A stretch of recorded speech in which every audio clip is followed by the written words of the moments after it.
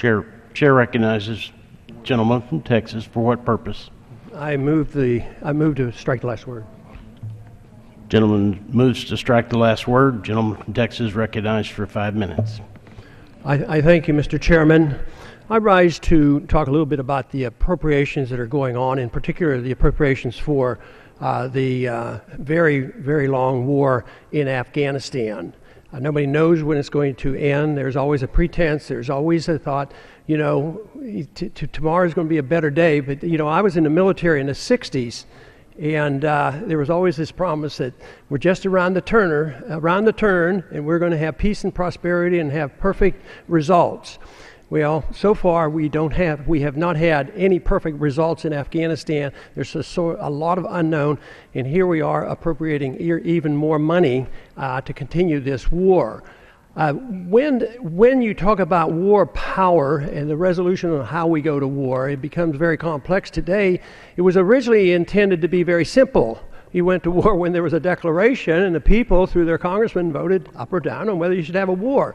Today, we slip and slide, and we fall into these traps, and we go to war under the UN banner and NATO, and we never know why we go to war and what the goals are and when the war's over, and they persist.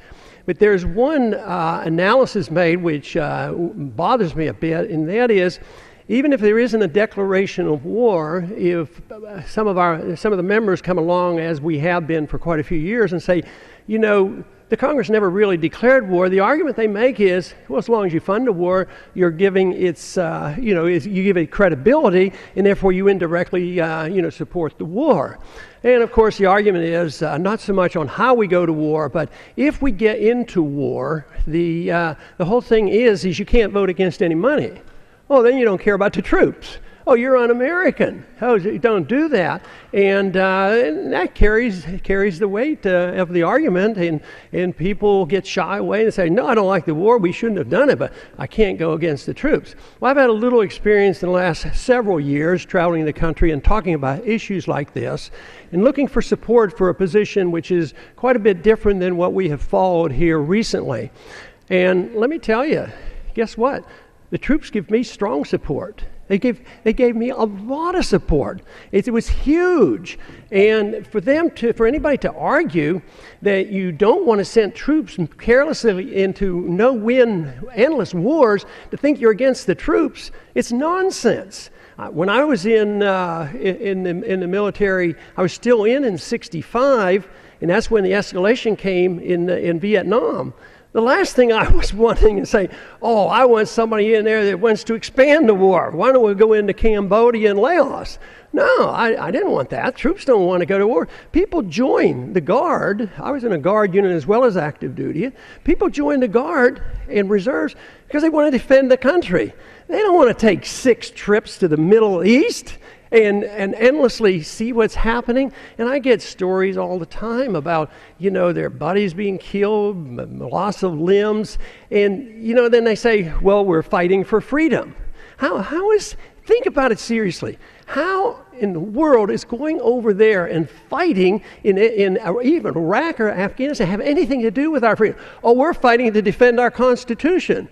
Well, we never had a constitutional declaration of war. So that's all a facade, and that's all to make people feel guilty that if you don't keep the war going. In Vietnam, it was, we have to win, we have to win. So we lose 60,000 troops, and then we didn't win. So what does that mean? After McNamara wrote his memoirs and was a bit apologetic about it, he was asked, he says, does this mean you're apologizing for the kind of war you ran in Vietnam? He says, no. He says, what good is an apology if you don't change policy? And that is the thing. If this is not doing well and not doing right, just to say either you're sorry or continue it, we have to have victory, and pretend there's a victory around the corner, I think we're fooling ourselves. We shouldn't deceive ourselves. We should wake up. If we lived within the Constitution, lived within our means, believe me, we would not be in Afghanistan. I yield back. Woman yields back.